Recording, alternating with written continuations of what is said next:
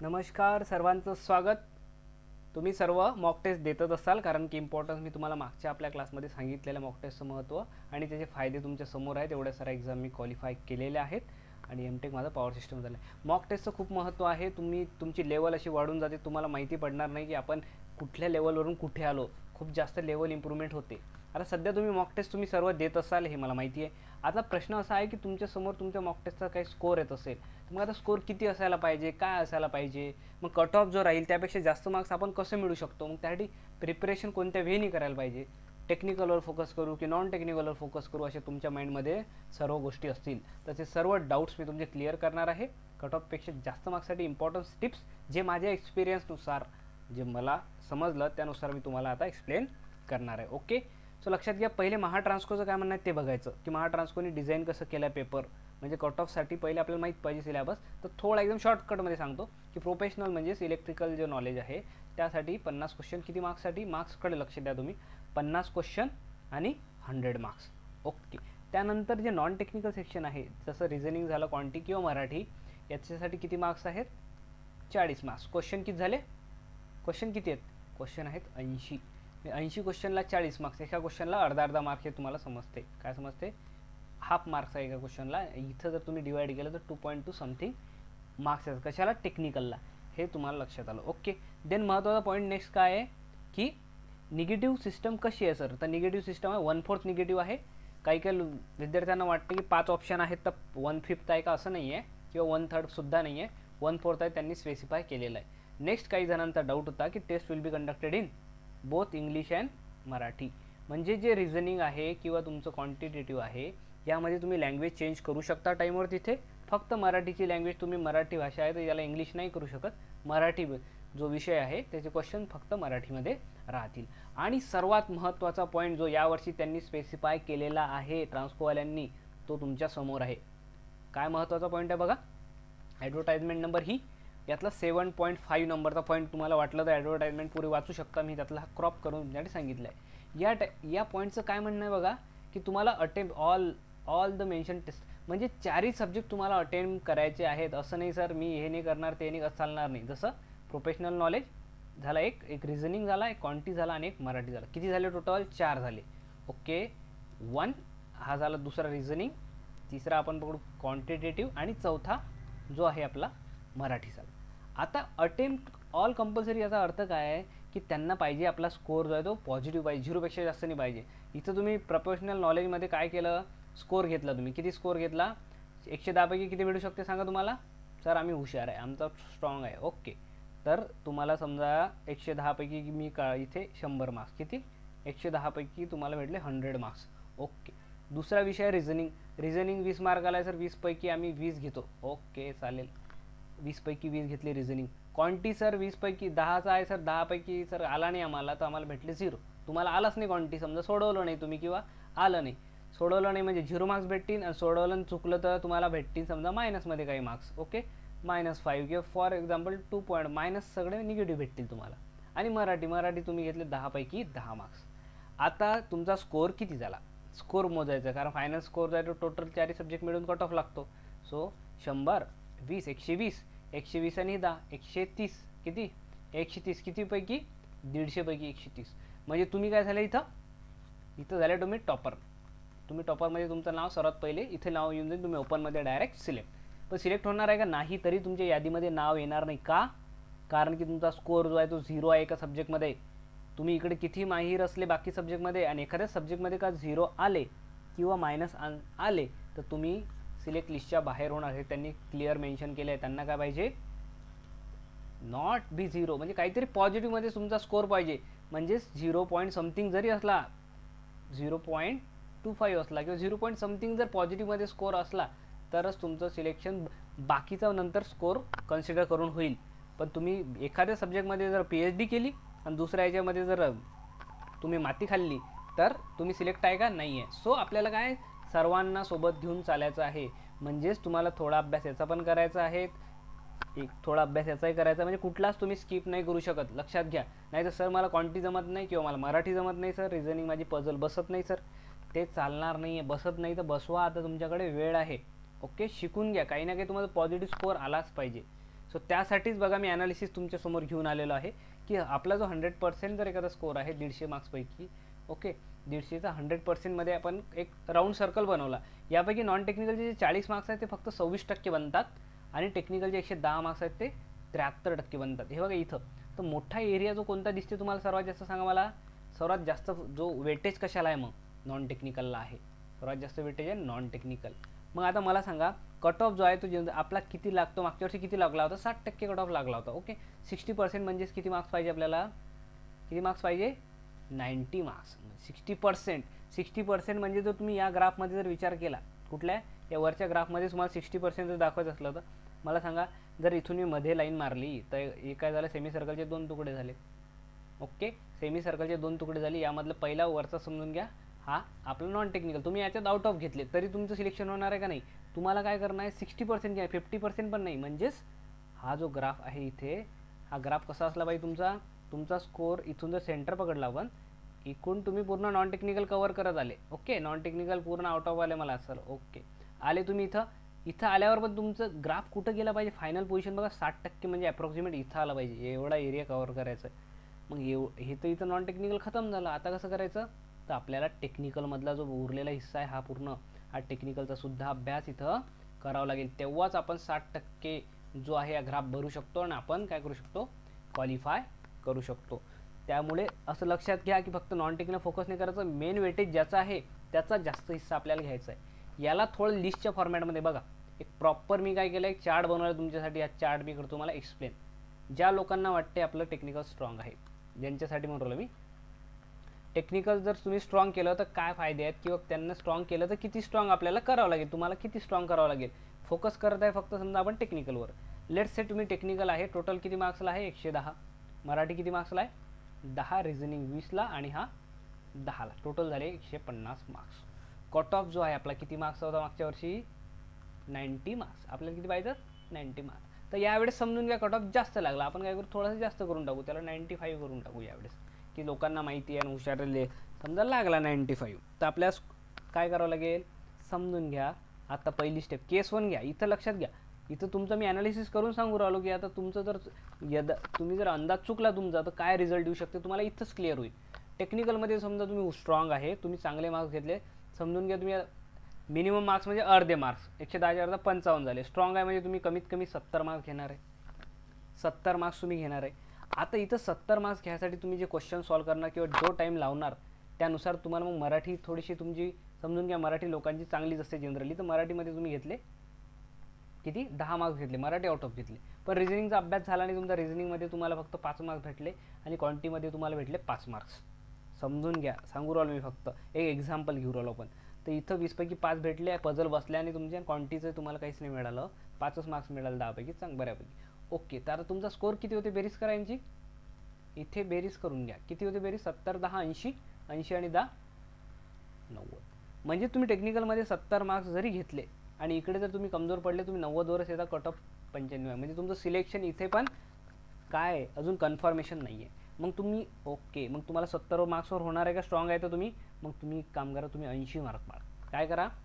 जर तुम्हाला 80 स्कोर आला टेक्निकलमध्ये, तर समजा मराठीत 10 पैकी 10 भेटले किंवा रिझनिंगमध्ये 5च भेटले, यामध्ये 5 भेटले, तरी किती होते बघा स्कोर? आता किती होत आहे? 100 मार्क्स. म्हणजे इथे तुम्ही काय करू शकू राहिले? क्वालिफाय. आता याच्यात कसं आहे, इकडे 80 फिक्स असले पाहिजे तुमचे, आणि इथे समजा मराठीमध्ये जर 5च बरोबर आले, तुमचं म्हणी चुकल्या, जे काही ग्रामर आहे ते चुकलं, तर रिझनिंगमध्ये तुम्ही स्कोर केला इथे 10 आणि क्वांटिटी तुमचं पुन्हा 5. शेवटी इक्वेशन काय होत आहे? 100 होत आहे. म्हणजे तुम्ही जर इथे चांगला स्कोर केला, 80 मार्क्स जर तुम्ही पाडले टेक्निकलमध्ये, मिनिमम सांगून चांगला स्ट्रॉंग असेल तुमचा, तर 80 मार्क्सचा तुमचा फोकस असला पाहिजे. 80 मार्क्स पाडले. मराठीमध्ये आता बघा, पुन्हा मराठीमध्ये 5च मार्क्स पडले. ओके, रिझनिंगमध्ये 15 मार्क्स घेतले तुम्ही, आणि क्वांटिटीमध्ये समजा पॉझिटिव्ह मार्क्स पाहिजे तर 2च भेटले, तरी तुम्ही क्वालिफाय होता का? होता. कारण 80 20 किती होतात? 100, 100 किती मार्क्स भेटू राहिले तुम्हाला? 15 5 20 80 100 किती भेटू राहिले सांगा? 102 मार्क्स. म्हणजे इथं तुम्ही क्वालिफाय करू शकता. सो जर तुमचं टेक्निकल स्ट्रॉंग आहे तर मिनिमम 70 हे तुमच्यासाठी रेंज आहे. मिनिमम 70. आता मिनिमम 70 म्हणजेच किती क्वेश्चन अटेम्प्ट करावं लागतील तर लक्षात घ्या, ते मी तुम्हाला आता सांगतोय की मिनिमम 70 म्हणजेच तुम्हाला अटेम्प्ट किती करावं लागतील सर आम्हाला? तर तुम्हाला माहिती आहे एका क्वेश्चनला किती मार्क्स आहे 2.2 समथिंग आहे. समजून घ्या, एका 2.2 नका समजू, पण एका क्वेश्चनला किती मार्क्स समजा तुम्ही 2च मार्क्स समजायचं. का बरं? जर तुम्हाला 70 मार्क्स 70 तुम्हाला काय करायचं स्कोर करायचं आहे, तुम्हाला किती क्वेश्चन सॉल्व्ह करावं लागतील? 35. कारण इंटू 2 करायचं, 2.2 नका करू, कारण 2.2 केलं तर 70पेक्षा जास्त येते आणि आपली ॲक्युरसी पण असते ना काही. मिनिमम अटेम्प्ट आहे हा जो अटेम्प्ट आहे हा मिनिमम आहे 35. जरी चांगले अटेम्प्ट केले तरी आपण कट ऑफच्या जवळ जाऊ शकतो. 35 चांगला अटेम्प्ट इकडे, आणि इकडे क्वांटिटीमध्ये समजा थोडेसे 5, इथं 10 पैकी जर इथं 8 भेटले किंवा किती 7 भेटले, किंवा रिझनिंगमध्ये हे जे 5 झाले होते याचे जर 15 भेटले, तरी तुम्ही क्वालिफाय करू शकता. पण तुमचा मिनिमम अटेम्प्ट किती पाहिजे? इथे 35 तुमचा असला पाहिजे. 35 इंटू 2.2 केलं तर स्कोर 70पेक्षा असते. पण आपली ॲक्युरसी जर असते, जनरली आपली ॲक्युरसी किती असते? हुशार मुलांची पण ॲक्युरसी किती असते? मॅक्झिमम 80 to 90 असते. 85 to 90. कारण काही ना काही चुका सर्वांकडूनच होता. इथं कोणी असं नाही आहे की आउट ऑफ 150 पैकी 150 घेणार आहे. आजपर्यंत घेतले नाही आहे आणि पुन्हा कोणी घेऊ शकत नाही, कारण टेक्निकल तसं प्रत्येकाचं डोकं प्रत्येक वेळेस चालत नसते. सो तुमचा अटेम्प्ट किती असला पाहिजे टेक्निकलमध्ये? 35 अटेम्प्ट असला पाहिजे तुमचा, तेव्हाच तुम्ही काय करू शकता? टेक्निकली स्ट्रॉंग म्हणू शकता स्वतःला.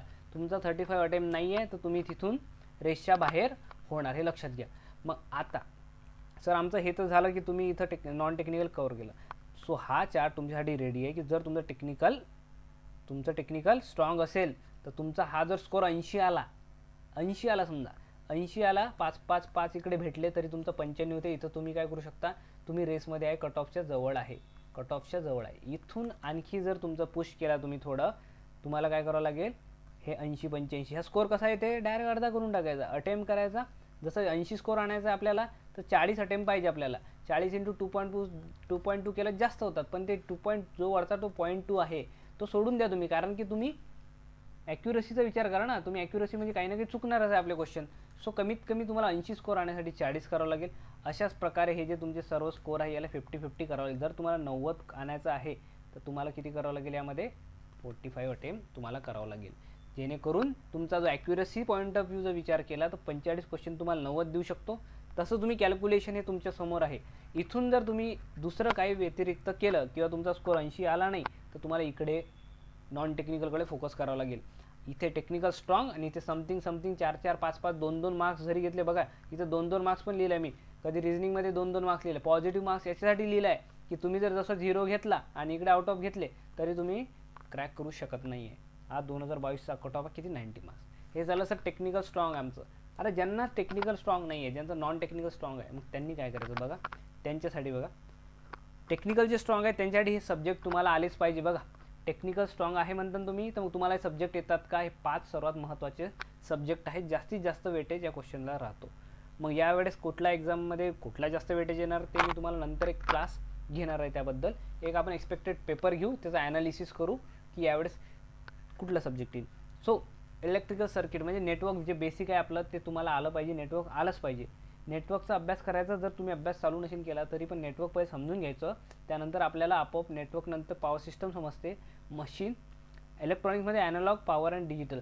त्यामध्ये ॲनालॉग आणि पॉवर यामध्ये लक्षात घ्या, यामध्ये जास्त वेटेज राहते. डिजिटलचं राहते 1-2 क्वेश्चन राहतील, पण वेटेज जे आहे ते ॲनालॉग आणि पॉवरचे पॉवर इलेक्ट्रॉनिक्स म्हणतो मी, याचे क्वेश्चन येतात.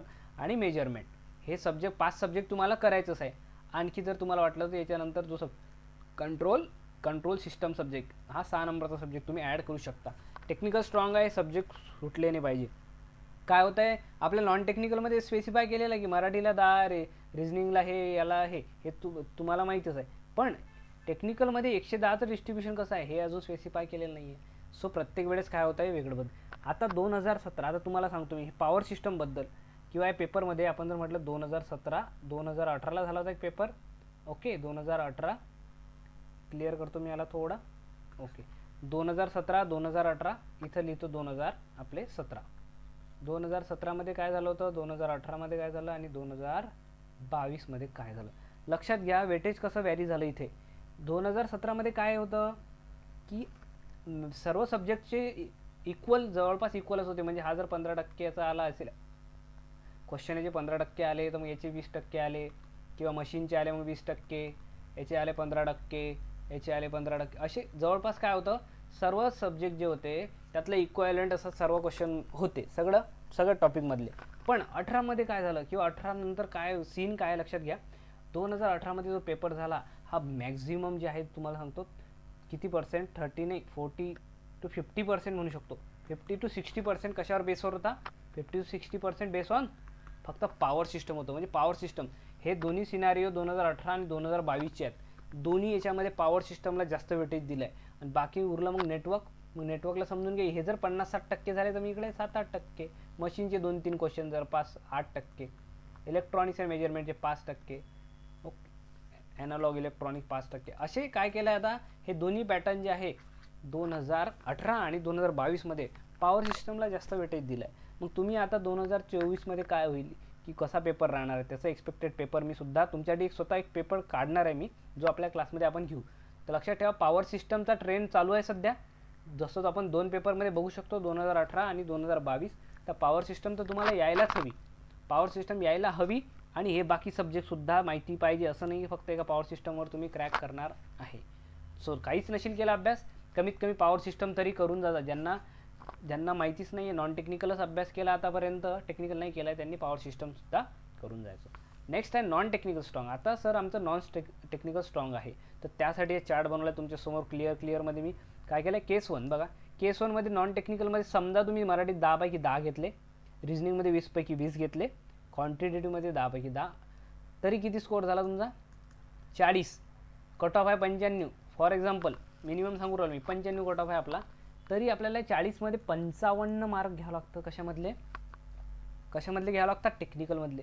आणि 55 मार्क्स म्हणजे त्याचे अर्धे किती होतं सांगा मला, किती होता 28 दुनी 56. तर 28 क्वेश्चन तुम्हाला काय करावं लागतात, टेक्निकलचे करेक्ट आणावं लागतात, टेक्निकलचे सॉल्व करावं लागतात. सो टेक्निकल तुम्हाला 28 क्वेश्चन सॉल्व करणे म्हणजेच 50% काय जवळपास 60% तुम्हाला टेक्निकलमध्ये स्कोअर आणायचा आहे. सो टेक्निकल जो सब्जेक्ट आहे तो 60% तुम्हाला आणायचा. इथं तुम्हाला आउट ऑफ भेटले तरीही तुम्हाला 55 मार्क्स जे आहे ते टेक्निकलकडून घ्यावे लागतात. तुम्ही म्हणजे टेक्निकलला इग्नोर कोणत्या सालातमध्ये करू नाही शकत. यांना तुम्ही वाटलं तर जसं मी ॲनालिसिसमध्ये सांगितलं की तुमचा टेक्निकल जर स्ट्रॉंग असला तर तुम्ही कुठं 2-2, 3-3 मार्क्स आणि 5-5 मार्क्स जरी घेतले तरी तुम्ही कट ऑफ क्रॅक करू शकता. पण हेच सीन याच्यासाठी नाही आहे की तुमचं नॉन टेक्निकल स्ट्रॉंग आहे की मला मराठी येते, रिजनिंग येते आणि मी आता टेक्निकल काही करत नाही. तर केलं नाही तुम्ही तर समजून घ्या तुम्ही सध्या काही फायदा नाही आहे त्यामध्ये, कारण आउट ऑफ मार्क्स घेऊन सुद्धा पण तुम्ही इथं कट ऑफ क्वालिफाय नाही करू शकत. सो इथे काय करायचं, इथे मॅक्झिमम मार्क्स घ्यायचे, जसं 10 घेतला इकडे 15 घेतला, इथं 5 घेतले आणि इथे 70 जरी मिळाले तरी तुम्हाला इथं 100 मिळून राहिला.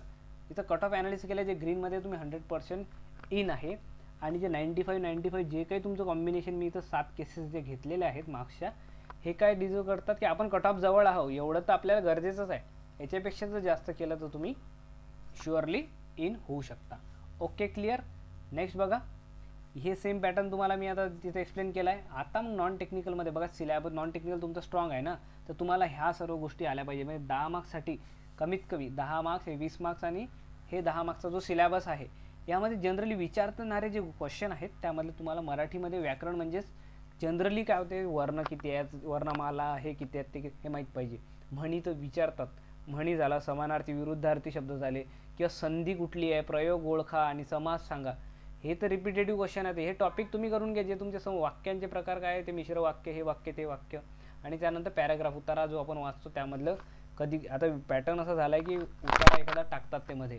सो आपल्याला ते सवय पाहिजे पटपट मराठी वाचायची. ओके, एवढं टॉपिक्स तरी ॲटलिस्ट करा. मी तुम्हाला मिनिमम वाला सांगतोय, क्वालिफिकेशनसाठी मिनिमम. स्कोरिंग अजून चांगली केली तर तुमचं बेस्टच आहे, याच्यापेक्षा चांगला अभ्यास आला. नंतर रिझनिंगमध्ये कोडिंग डिकोडिंग आलं पाहिजे, सिलोजिझम आलं पाहिजे, direction and distance, puzzle setting arrangement. हे लक्षात ठेवा, हे पझल तुम्हाला बसवणं आहे, याची प्रॅक्टिस जास्त करावं लागते, तर ते तुमचं करणं काम आहे. Puzzle setting arrangement. नंतर इनइक्वेलिटी आणि ब्लड रिलेशन. क्वेश्चन रिपिटेटिव्ह आहे, सेम तेच ते पॅटर्न समजून घ्या तुम्ही. असं काही नाही की सर आता याचं काय करू, पझलच आहे ना आता कसं करायचं, किंवा ब्लड रिलेशन नाही समजत तर आम्हाला. एक प्रत्येक गोष्टीचा पॅटर्न असते आणि याच्यावरती मी क्लास घेणार आहे. ओके, लक्षात घ्या, याच्यावरती मी क्लास घेणार आहे. नाही घेतले तरी माझ्या study space, MD study space या चॅनलवरती ऑलरेडी मी बेसिक कसे टॉपिक्स टाकले आहेत, ते पण क्वांटिटीचे टाकलेले आहेत. नंबर सिस्टम आहे, LCM SCF आहे, ॲव्हरेज पण टाकला आहे, पर्सेंटेज रेशो आहे, एज कॅल्क्युलेशन, टाईम, हे सर्व टॉपिक्स आपल्या MD स्टडी स्पेस चॅनलवरती आहेत. ते मी प्रॉपर असं शिकवलेलं नाही आहेत, पण तरी माझ्या नोट्समधले आहेत. काय करा तुम्ही ॲटलिस्ट एकदा तरी बघून घ्या ते क्लास, जर तुम्हाला जमत नसेल तर ते तुम्हाला समजून जातील. काही ना काही बेसिक जो आहे, जो फंडा मी यूज करतो की तोच पॅटर्न फॉलो करतो. माझी एकच नोट्स आहे, एका नोट्सनेच मी 5-5 एक्झाम क्वालिफाय केलं आहे. प्रत्येक वेळेस प्रत्येक एक्झामसाठी आपल्याला वेगळी क्वांटिटी वेगळी रिझनिंग करण्याची गरज नाही आहे. सो क्वांटिटीमध्ये जर तुम्हाला स्कोअर करायचं असेल तर तुम्हाला एवढे टॉपिक जमले पाहिजे. लक्षात घ्या, प्रत्येक याच्यामध्ये आपल्याला पॉझिटिव्ह मार्क्स आणणं आहे. सो हे एवढे टॉपिक आपल्या खालून जाऊ द्या आणि मग आता अभ्यासाला काय करा, एक्झाममध्ये अटेम्प्ट करायच्या वेळेस की अटेम्प्ट आपल्याला करणं आहे. मॉक टेस्ट आहे पण असं समजून घ्या की आपली फायनल टेस्ट आहे. त्यानंतर भरपूर जणांचे क्वेश्चन होते की टेस्ट सिरीज कोणाची घ्यावी. टेस्ट सिरीज कोणाची घ्या तुम्ही, असं मी कंपल्सरी नाही आहे कोणत्या अकॅडमीची घ्यायची, कोणत्या क्लासेसची घ्यायची, हा प्रश्न नाही आहे. प्रश्न असा आहे की तुम्हाला फक्त सॉल्व करायची आहे. तुम्ही गुगलवर सर्च करा ना, गुगलवर सर्च करा. गुगलवर तुम्ही जसं सर्च केलं की test series for a Mahatransco भरपूर तुम्हाला भेटून जातील. त्यामधले असं करा की कॉम्बिनेशन की 30 तुमच्या मॅक्झिमम झाला पाहिजे. 30 सर आमचे 30 देणं होत नाही, मग आम्ही अभ्यास कधी करू. तर 30 ठीक आहे, 30 नाही द्या तुम्ही, 2 दिवस त्यातले काढा किंवा किती दिवस आपल्याकडे 30 दिवस आहे. ओके, 30 दिवसामध्ये तुम्ही एक दिवस काढा. चला काय करा, तुम्ही 30 दिवस आहेत आपल्याकडे, तर मी 30 दिवसाचे कसे भाग केले होते की हे 10 दिवस, त्यानंतर हे 10 दिवस आणि हे 10 असे केले होते मी. ओके, असे 3 तुम्हाला पार्ट सांगितले होते.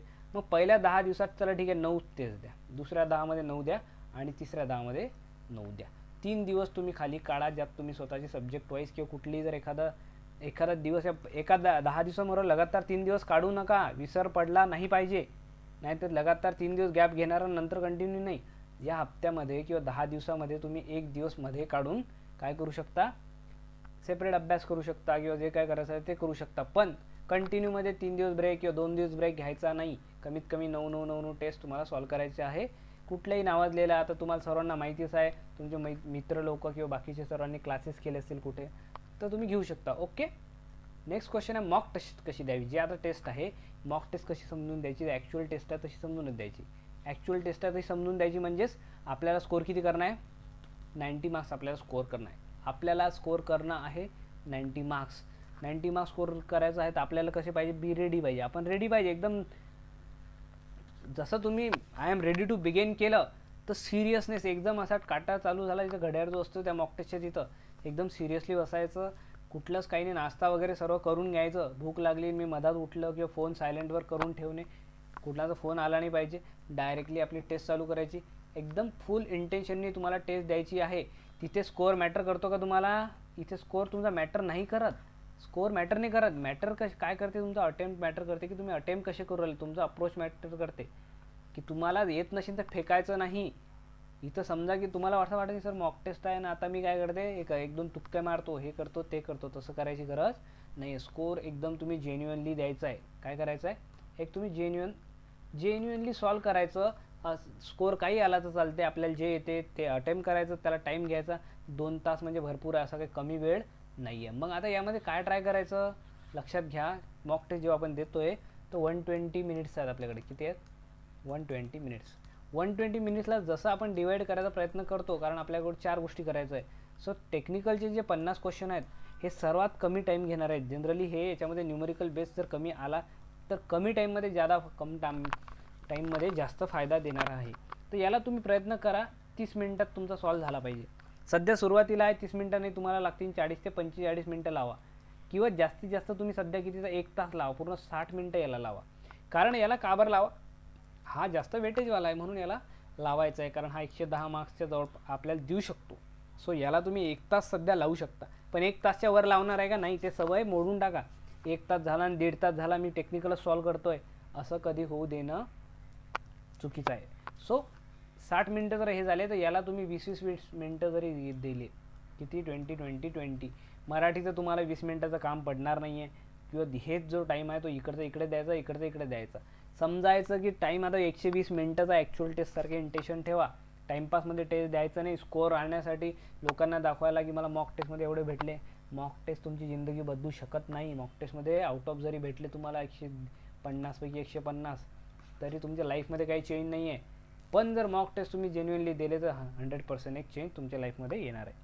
तर मॉक टेस्ट ज्यांना माहिती नाही त्यांच्यासाठी कुठल्या अकॅडमीची टेस्ट घ्यायची, इथं तुमचे इन्स्ट्रक्शन असतात हे तुम्हाला माहिती आहे. I am ready to begin जसं केलं तसं तुम्ही रेडी पाहिजे. सो बघा मॉक टेस्टमध्ये आता ज्यांना माहिती नाही इंटरफेसचा, इथं टाईम चालू होते बरोबर आहे. इथं टायमिंग चालू होते की टाइम किती वाजून किती तुम्हाला किती सेकंद आहे, त्या सेकंदपासून सर्व येते. घड्याळ घेऊन जायची काही जरूरत तिथे नाही आहे. इथे एक महत्त्वाचं आहे की आता पेपर चालू झाल्यावर इथे 4 सेक्शन येतात. जसं आला तर क्वांटिटेटिव्ह आहे किंवा लॉजिकल रिझनिंग आहे, इथे मराठी आहे आणि टेक्निकल आहे. इथे तुम्हाला जो येते कोणता आहे तुमचा फेवरेट जो कोणता सब्जेक्ट आहे त्या सब्जेक्टवरती मारायची जंप डायरेक्ट. काय करायचं, जर तुम्हाला मराठी फेवरेट आहे मराठीवर जर डायरेक्ट जंप मारायची. त्यानंतर सेकंड फेवरेटवर डायरेक्ट जंप, थर्ड आणि फोर्थ. इथे लक्षात घ्या, इथे जंप जेव्हा मारणार तेव्हा तुमची काय असणार, तुमची स्पीड असायला पाहिजे. जो तुमचा फेवरेट आहे तो तुमचा लवकर यायला पाहिजे. नाही तर फेवरेट आहे मग तुम्ही त्याला जास्त वेळ टाइमपास करता चालणार आहे का, नाही. सो जनरली काय करा, त्याच्यावर जायचं आणि स्पीड कव्हर करा, टाईम कव्हर करणं आहे तुम्हाला. सो टेक्निकल जो आहे तो सर्वात कमी टाईम घेतो, जास्त स्कोर हा देतो. जर तुमचा टेक्निकल स्ट्रॉंग करण्याचा प्रयत्न करा, नसेल स्ट्रॉंग तरी काही एवढं नाही आहे, पण आम्हाला 70 मार्क यात कव्हर करायचे आहेत. सो आम्ही काय करू, यातला सरांनी सांगितलं 5 मार्क्स तरी पाहिजे यार कमीत कमी, म्हणजे 10 क्वेश्चन 20 पैकी आपले 10 पैकी सॉल्व्ह झाले पाहिजे. ओके, लॉजिकल रिझनिंगमध्ये 20 पैकी कमीत कमी 20 पैकी 40 क्वेश्चनपैकी 30 क्वेश्चन तरी सॉल्व्ह झाले पाहिजे, म्हणजे 15 मार्क्स आपल्याला भेटतील. आणि मराठीमध्येच आपले मॅक्झिमम 10 पैकी 10 झाले सॉल्व्ह, म्हणजे आपल्याला 10 पैकी 10 मार्क्स भेटले तरच आपण 95 मार्क्स घेऊ शकतो. इथे हे ॲक्च्युअल टेस्टचा तुम्ही अप्रोच ठेवायचा. असं नाही की सॉल्व्ह अटेम्प्ट करायचे, फक्त लक्षात ठेवायचं की असं करावं लागतं यार, पण आपण नाही करू शकू राहिलो तर ते आपण हळूहळू तुम्ही रिकवर करणार. इथे टाईम दिसतो, इथे सेक्शन दिसते, त्यावर क्लिक केल्यावर तुम्ही डायरेक्ट जम्प करू शकता. त्यानंतर इथे पॉझिटिव्ह आणि निगेटिव्ह मार्क्स किती आहे ते प्रत्येक क्वेश्चनचे दिले असतात. इथे असते विविन मराठी आणि इंग्लिश आणि दुसरं कुठली लँग्वेज असते मराठी. तिथं तुम्ही क्लिक करून तुम्ही लँग्वेज चेंज करू शकता. ओके, आणखी महत्त्वाचा पॉईंट जे मॉक टेस्टमध्ये भरपूर लोक मिस करता तुम्ही, की असं अटेम्प्ट केल्यानंतर बघा, महत्त्वाचा पॉईंट म्हणजे एक क्वेश्चन आपण अटेम्प्ट केला क्वांटिटीचा, याचं फॉर एक्झाम्पल हे आन्सर दिलं, त्यानंतर काय होतं आहे, इथं ग्रीन येऊन जाते की तुम्ही अटेम्प्ट केला, हे तुमच्या स्क्रीनच्या बाजूला येऊन जाते ग्रीन, म्हणजे अटेम्प्ट केला. आता दुसऱ्या क्वेश्चनवर जसे आले तुम्ही, दुसऱ्या क्वेश्चनवर आले, आता क्वेश्चनमध्ये तुम्हाला माहिती आहे की 3, 7, 22 आणि हे जे आहे हे असे तुम्ही एक्झाम्पल सॉल्व्ह केले आहे, पण आता तुम्हाला वाटतं की जमून नाही राहिलं, मग हे क्वेश्चनला स्किप करणार आहे का, नाही. याला काय करायचं, पहिले मार्क फॉर रिव्ह्यू आणि नेक्स्ट करून द्यायचं. अटेम्प्ट नाही करायचा, पण मार्क फॉर रिव्ह्यू नेक्स्ट केलं म्हणजे आता काय साईन येते बघा. जसं मार्क फॉर रिव्ह्यू नेक्स्ट केलं तुम्ही, तर इथे दुसऱ्या आणि तिसऱ्या क्वेश्चनला तुम्ही मार्क फॉर रिव्ह्यू केलं तर इथं तुमचा कलर आला पर्पल कलर आला, म्हणजे काय तुम्हाला माहीत पडते की हे क्वेश्चन जे आहेत तुम्हाला येतात, पण सध्या तुम्हाला जमलं नाही, लॉजिक समजलं नाही. ओके, नंतर तिसऱ्या क्वेश्चनला जर मार्क फॉर रिव्ह्यू केलं म्हणजे अटेम्प्ट करायचा, की यातलं मी काय करतो, याचा मागचा क्वेश्चन जो आहे तिसरा, यातला मी केलं याला अटेम्प्ट केला, पण अटेम्प्ट केल्यावर 2 ऑप्शनमध्ये डाऊट आहे यार, 125 आहे का 112 आहे. मग अशा वेळेस अटेम्प्ट करायचा म्हणजे वरती क्लिक करायचं आणि नंतर मार्क फॉर रिव्ह्यूवर करायचं, जेणेकरून कुठला फ्लॅग लागतो, हा इथं फ्लॅग लागतो बघा, एक अशी टिक मार्क आहे इथं. याचा अर्थ काय, तुम्ही सॉल्व्ह केलेला आहे. ओके, म्हणजे सॉल्व्ह केलेला आहे, पण रिव्ह्यूसाठी आहे की थोडासा डाऊट आहे. ओके, मग नेक्स्ट क्वेश्चनकडे जर गेले तुम्ही, चौथ्या क्वेश्चन आता तुम्ही अटेम्प्ट केलेला नाही आहे. आता जेव्हा असं करता पूर्ण पेपर जेव्हा सॉल्व्ह होते तर आपल्या मनात काय डाऊट राहते की सर आता काय करायचं. जेव्हा आपण सेकंड राऊंड मारतो ना, तेव्हा सेकंड राऊंडमध्ये काय करायचं, जे मार्क फॉर रिव्ह्यू आणि अटेम्प्ट केलेले आहेत त्याच्यावरती जायचं. पहिले डायरेक्ट क्लिक करायचं आहे क्वेश्चनवर, डायरेक्ट तिथे आपल्याला तो क्वेश्चन ओपन होते. तुम्ही हे ग्रीनवाल्या क्वेश्चनवर जम्प घ्यायची का नाही, कारण ते ऑलरेडी आपण सॉल्व्ह केलेलं आहे. नंतर 3 असे सगळे मार्क फॉर रिव्ह्यू आणि अटेम्प्टवाले क्वेश्चन जर आपले सॉल्व्ह झाले, त्यानंतर आपण कुठलेही कशावर जंप घ्यायची, डायरेक्ट ज्याला फक्त आपण मार्क फॉर रिव्ह्यू केला आहे त्याचा आन्सर दिलं नाही आहे. मग कन्सिडर कुठले होतात, जसं ट्रान्सकोचं काय म्हणणं आहे की जर तुम्ही फक्त काय केलं, अटेम्प्ट केला तर हे कन्सिडर होते, आणि तुम्ही अटेम्प्ट करून मार्क फॉर रिव्ह्यू केला तरी हे कन्सिडर होते. म्हणजे तुम्ही याला जर नंतर टाईम नाही भेटला, सर आम्ही गेलोच नाही वापस, तर तेव्हा याचे मार्क्स कन्सिडर होतात. पण तुम्ही जर उत्तरच दिलं नाही आणि हे फक्त पर्पल करून आले, तुम्ही फक्त पर्पल इथं करून आले, तर याचा अर्थ तुमचं कन्सिडर होणार आहे का, नॉट कन्सिडर्ड, म्हणजे याचा अर्थ कन्सिडर होणार नाही. ते का बरं, कारण तुम्ही तिथं अटेम्प्टच काय केला नाही, तुम्ही उत्तर कुठलं दिलं नाही. सो लक्षात ठेवायचं, जेव्हाही आपण अटेम्प्ट करून मार्क फॉर रिव्ह्यू असला तेव्हाच ते क्वेश्चनसाठी कन्सिडर होतो. सो याचा यूज खूप जास्त आहे, कारण हा काय करते, टाईम तुमचं सेव्ह करतो ना. तुम्हाला वाटलं की यातलं उत्तर येऊ शकते मला, तर तुम्ही विचार करसान, पण यार सध्या एवढा वाचायला टाईम नाही किंवा नंतर करतो, माझी मेंटॅलिटी नाही आहे, म्हणून अशा क्वेश्चनला एखादं उत्तर थोडंसं सॉल्व्ह करून देऊन द्यायचं, मार्क फॉर रिव्ह्यू करायचं, मग पुढे जायचं. पुढचा क्वेश्चन सोपी असू शकतो, एकाच क्वेश्चनवर टाईमपास करायचा नाही. इथं सेक्शन स्विच करू शकता, मराठीत केला सॉल्व्ह, असे कुठलाही सेक्शन तुम्ही स्विच करू शकता. आणखी एक क्वेश्चन आला होता, आता कमेंटमध्ये आला होता, काय होता क्वेश्चन की टेस्ट ॲनालिसिस करायचं. सर टेस्ट दिली आम्ही, स्कोअर आला, ओके, हे झाला स्कोर, तुमचं स्कोर कार्ड आलं जे काय आहे याचं सोल्युशन बघताय तुम्ही. आणि आता तुम्ही एक पेज एक्स्ट्रा घ्यायचं. काय करायचं, हे एक्स्ट्रावाला एक पेज घ्यायचं, एक्स्ट्रा एक पेज किंवा एक्स्ट्रा नोट्स समजून घ्या आपली, हे नोट्स बनवायची. जसं तुम्ही सोल्युशन बघताय तर सोल्युशनमध्ये तुम्हाला क्वेश्चन नंबर आहे 1 2 3 4 5 जे काही तुमचे 6 7 ओके 1 2 जे काही क्वेश्चन आहे समजा 1 2 3 3 4 5 6 7. सो या क्वेश्चनमध्ये बघा असा जर पॅटर्न आहे, जे काही तुमचे नंबर क्वेश्चन आहे तुमचे काही बरोबर येतील काही रॉंग येतील, काही बरोबर येतील काही रॉंग येतील. मग आता काय करतो आपण ॲनालिसिसमध्ये, आपल्याला फोकस बरोबर याच्यावर करायचा आहे का नाही, आपल्याला फोकस करायचा आहे आपल्या रॉंग क्वेश्चनवरती. आपल्याला रॉंग क्वेश्चन घेणं आहे. आता 2 क्वेश्चन रॉंग झाले फॉर एक्झाम्पल, हा एक पहिला क्वेश्चन एक रॉंग झाला, हा दुसरा, 2 क्वेश्चन आपले काय सध्या रॉंग आहे. मग आता ॲनालिसिस काय करायचं, तर या पहिला जो रॉंग क्वेश्चन आहे याचा आपण काय करायचं स्टडी करायचं, म्हणजे तिथेच काय करायचं सोल्युशनमध्ये बघून घ्यायचं. सोल्युशनमध्ये बघतोय आपण, सोल्युशन बघितलं तर समजलं आपल्याला, काय सोल्युशन बघितलं आपल्याला समजलं. किती वेळ घ्यायचा आहे तर जास्त नाही, थोडा वेळ. समजा सोल्युशन पाहिल्याबरोबर जर तुम्हाला समजलं 5 ते 10 मिनिटात एक क्वेश्चन 5 ते 10 मिनिटात जर तुम्हाला समजला तर ते सोल्युशनमध्ये समजून घ्यायचं. पण काही क्वेश्चन असे असतात की ज्याचं तुम्हाला माहितीच नसते, काही सर काहीच लॉजिक लावून समजून नाही राहिलं आम्हाला, तर हे जो टॉपिक आहे तो आपल्या एक्स्ट्रा नोटबुकच्या नोटमध्ये लिहून ठेवायचा की बा हा टॉपिक मला इथं स्टार करायचं. जसं तुम्हाला नाही समजलं, काय नाही समजलं तुम्हाला, जसं तुम्हाला एखादा टॉपिक समजला आणि जसं समजलं तुम्हाला की आपल्याला समजा नेटवर्क नाही समजलं, नेटवर्कचा आपल्याला एक टॉपिक आहे नेटवर्क समजा नेटवर्क थेरम आपल्याला समजतच नाही आहे आणि तो टॉपिक आपला चुकलेला आहे. मग तो टॉपिक इथं मार्क करून ठेवायचा. हा कधी करायचा, मग हा नंतर करायचा. कारण आपल्याला काय करायचं असते, किती क्वेश्चनचा ॲनालिसिस करायचं तुम्हाला 1 2 7 8 क्वेश्चन आहे का, असे टोटल क्वेश्चन किती आहेत, टोटल क्वेश्चन किती आहेत 130 क्वेश्चन आहे. याचा ॲनालिसिस करायचं तुम्हाला.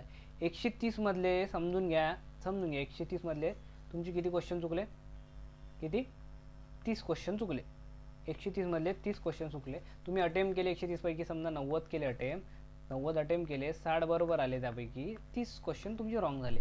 मग 30 क्वेश्चन रॉंग झाले तर आपण सोल्युशन बघायचं आणि अप्रोच एवढाच ठेवायचा की 30 पैकी आपल्याला 15 क्वेश्चन जे आहे 15 क्वेश्चन आपल्याला सोल्युशन पाहून समजले, पण उरलेले जे 15 क्वेश्चन आहेत ते आपल्याला नाही समजू राहिले ना, तर ते टॉपिक तुम्ही इथे लिहून ठेवायचे दुसऱ्या पेजवर सेपरेट, जे टॉपिक टू बी कवर इथं लिहून ठेवायचं. वाटलं टॉपिक टू बी कवर मग हे इथे सर्व टॉपिक लिहून ठेवायचे. मग ह्याचा स्टडी कुठून करायचा, याचा स्टडी तुम्हाला तुमच्या बुक्समध्ये याचं बघायचं. ओके, बुक्स नाही बघत आहे तर मग व्हिडिओ क्लास बघायचा, कुठल्या यूट्यूबवर बघायचं, पण तो पॉईंट आपल्याला कवर करून घ्यायचा आहे. तर हे जे पिरियड आहे हा ॲनालिसिसचा पिरियड वेगळा आहे, हा ॲनालिसिसचा टायमिंग आहे, हा स्टडी टायमिंग लक्षात घ्या. दोन्हीचा एकसाथ करू नका, नाही तर ॲनालिसिस करायला पूर्ण दिवस गमावून टाकसाल तुम्ही. ॲनालिसिस करून घ्यायचा, 130 क्वेश्चन ॲनालाइज झालेच पाहिजे, 4-5 तासामध्ये 130 क्वेश्चन ॲनालाइज झाले पाहिजे. आणि जो संध्याकाळचा आपण स्लॉट दिलेला आहे टाइम टेबलमध्ये, त्यामध्ये काय करायचं आहे, हे जे पॉईंट आहेत तुमचे हे तुम्हाला कवर करत चालणार. म्हणजे असा पॅटर्न जर तुम्ही फॉलो केला तर तुम्ही हळूहळू तुमचे जे रॉंग क्वेश्चन 30 होत आहेत तर 30चे डायरेक्ट कमी 20 होतील, मग 20चे 15 होतील आणि 15चे 10 होतील. म्हणजे इथं कमीत कमी तुम्ही 20 टॉपिक जे आहे ते तुम्ही कवर करणार. असं जर तुम्ही महिनाभर कंटिन्यू करत राहिले तर आरामात तुमचा जो स्कोरिंग रेट आहे तो वाढत जातो.